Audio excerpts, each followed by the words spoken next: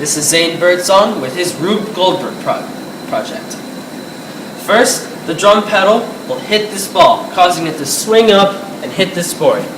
The ping pong ball will roll down this, bouncing off of the drum and onto the strings. It will then hit this cassette tape, creating a domino effect up these steps. This cassette will fall onto the turntable and will hit this car, causing the ball to roll down the ramp.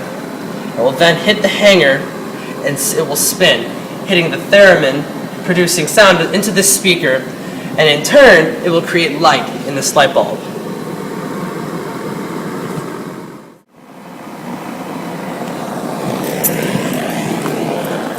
This is my Rube Goldberg project in action. 3, 2, 1, go.